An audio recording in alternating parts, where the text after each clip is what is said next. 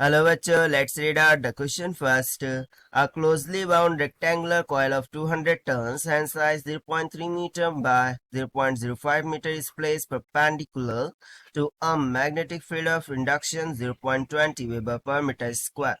So यहाँ पर एक रेक्टेंगुलर कॉइल है, उसमें 200 टर्न्स है, उसका डायमेंशन गिवन है, उसे परपेंडिकुलर रखा जाता है मैग्नेटिक फील्ड इंडक्शन के साथ, वो भी हमें गिवन है.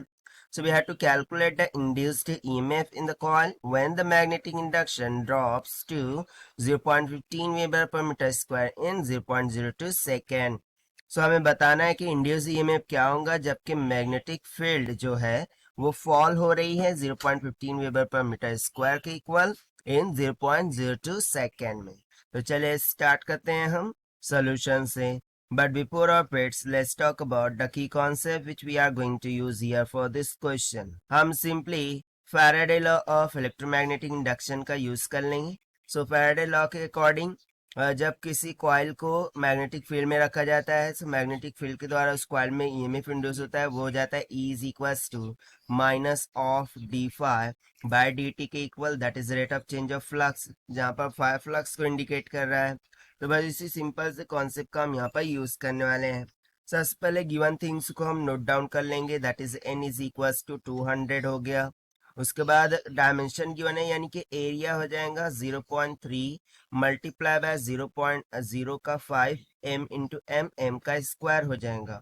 अब इनिशियल मैग्नेटिक फील्ड जो हमें गिवन है B1 is equals to 0.20 weber per metre square की इक्वल गिवन है. अब ये चेंज होकर हो जाती है B2 is equals to 0.15 weber per metre square की इक्वल. और ये कितने टाइम में चेंज हो रही है?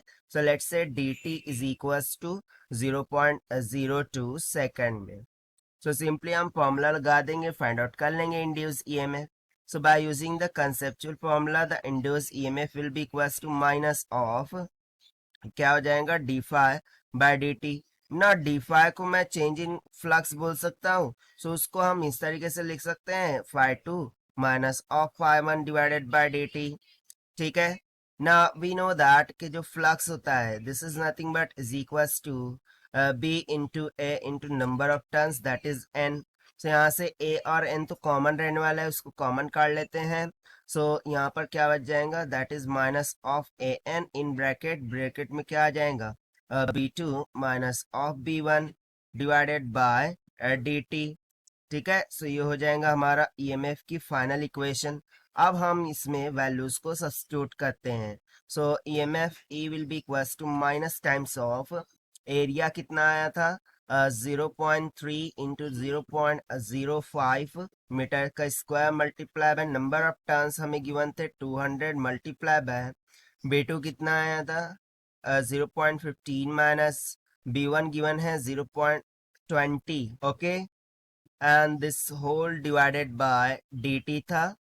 सो dt कितना गिवन था 0.02 सेकेंड्स के इक्वल. तो चलिए इसे सिंप्लीफाई करते हैं. सो यहाँ से देखिए ये 5 3 ज़ा 15, 15 2 ज़ा 30 और उस जीरो से एक पॉइंट कैंसिल हो जाएगा. सो ये सिंपली हो जाएगा 3.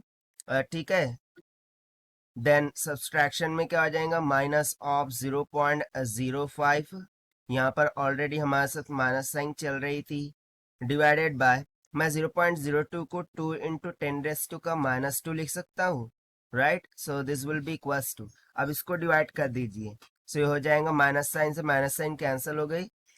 5 3 ज़ा अगेन 15 हो जाएगा, 15 का आधा कितना हो गया 7.5. ठीक है, और इसके मल्टीप्लीकेशन में और बेसिकली देखिए ये 0.05 है ना, सो इसका 10⁻², ये 10⁻², तो कैंसिल हो गया.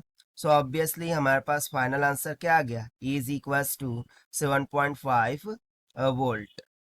ठीक है, और ये हो गया हमारा आंसर जो कि हमने सॉल्व किया है bye using the Faraday law of electromagnetic induction concept से.